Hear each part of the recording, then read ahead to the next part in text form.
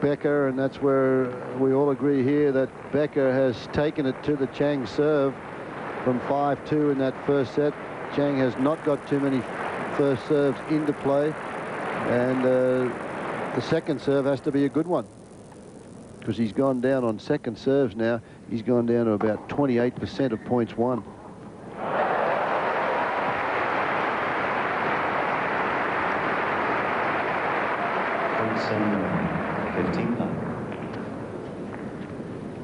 Wide serve, angle volley. Perfect 1-2-3 play. See, look how far back Chang tried to play that one. Again, he's still trying to figure out a way to do something to it, to hurt the Becker serve, take some of the pressure off of his own serve. Now he's way, way back. Remember a game or two, a return game? Yeah, he was way inside. He was way inside against Sampras yesterday for the whole day, at least for the length of the match, and it worked beautifully.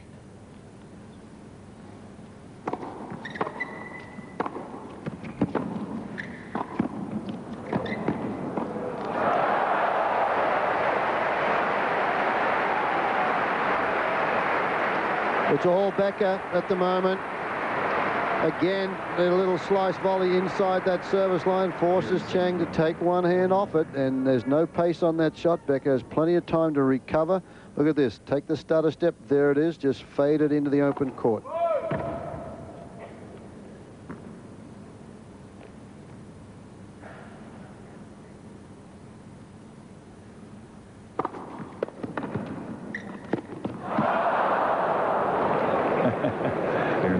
The crowd die with an attempted volley from Becker that doesn't work. And what does it matter? It's 40-15. Well, not only that, Becker's won the last 6 games, and he's up 2 breaks. Exactly. And they still catch their breath when something like that happens. Game point. Lance versus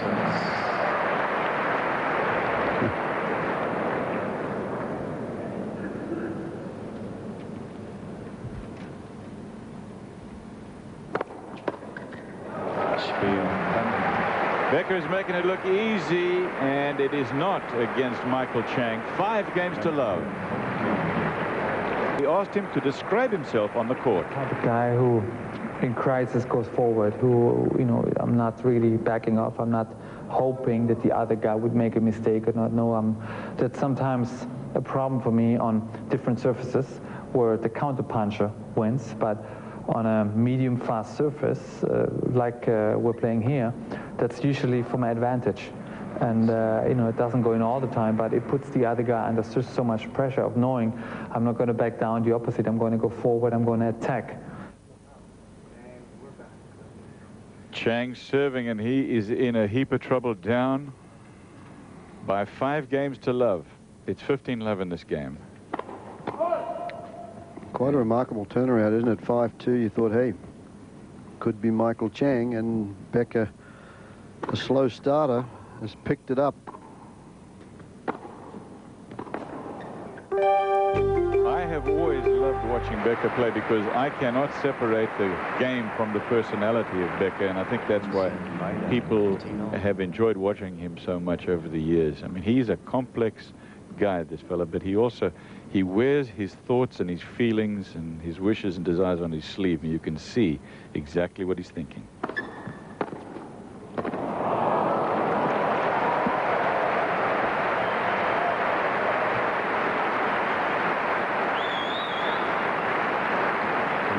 Michael Chang looks up there and says, hey, that wasn't a bad first serve, and look what happened.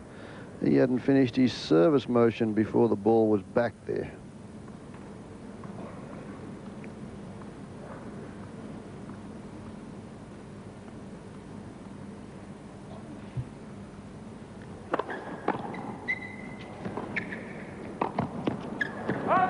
That is long. 30-all. I agree with you, Cliff, and you know, there's all of us love listening to Jan Tiriac, whether we agree with him or not, but he says something I really do disagree with. When he and Becker parted badly a couple of years ago, Becker didn't like the overbearing way he felt, and Tiriac was managing him and his affairs, his dough. Tiriac said of Becker, I don't see him becoming a man. He is still a child. I really don't feel that way about Becker anymore. I think at times he's acted, he could be surly and he's had his problems and stuff, but I think he's dealt with his life and his family and his tennis in a pretty grown-up way. I think he has grown up. I do too. I mean, you know, the fact that you're surly and that you complain about calls, I think that's fine as part of being a man. Wow. He doesn't overdo it, in my opinion. And he really never has. He's just... Again, he's just making fun of Chang's serve. Yeah, that second serve, he's just all over it. And he's hitting it so early. That one was way out in front of the body. Deuce.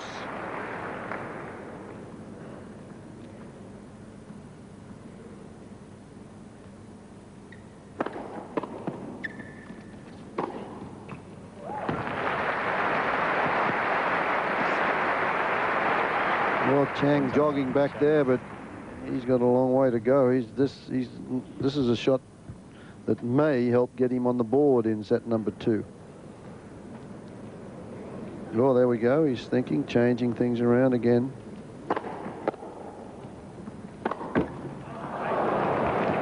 I understand.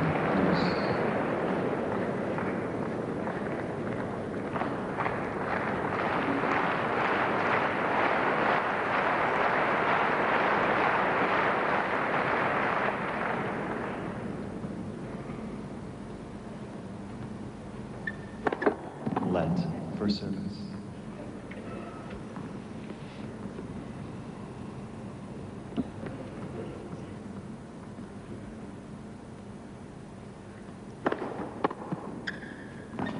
Man.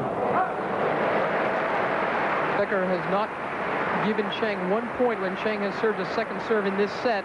So Chang went for a pretty good-looking first serve, and it still got spat back at him right, I mean, before he could react to anything, and he's got pretty good reaction. So another advantage for Becker. This would be his 8th straight game. And set point for a skunk.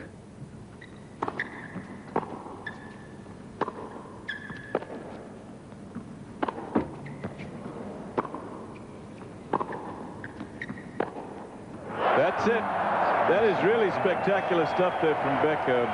Barbara's Struggled to get out of matches, and right now he is just taking care of everything that Chang puts up to him. Right now, this is his easiest match of the week. By the way, in the women's year-end championships going on in New York today in Madison Square Garden, it's an all-German affair. Anke Huber is a surprise finalist against Steffi Graf. And if both Boris Becker and Steffi Graf win, it'll be the first time they've both won on the same weekend since 1992 in October. She won in Leipzig, he won in Bâle. The fans appreciate that. You know, we've been calling these people Frankfurtians. They're actually called Frankfurters, and they like a little hot dog in Frankfurt. Here it comes. Look at him. He's got to be 3 feet in the air. 15 all. More than that, maybe.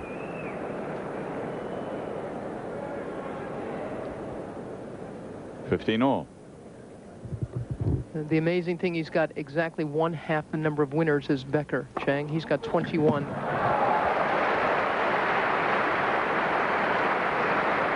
Ball aces now for Becker. 30-15. Again, a good look at that motion on the serve. Hope all the folks down in Australia on Nine's Wide World of Sports are enjoying our coverage. They've taken the semi-finals and finals down there the first time. Game point to Becker. If they're Frankfurters here, what happens when a guy from Hamburg comes down here? They have hamburgers and Frankfurters enjoying things together.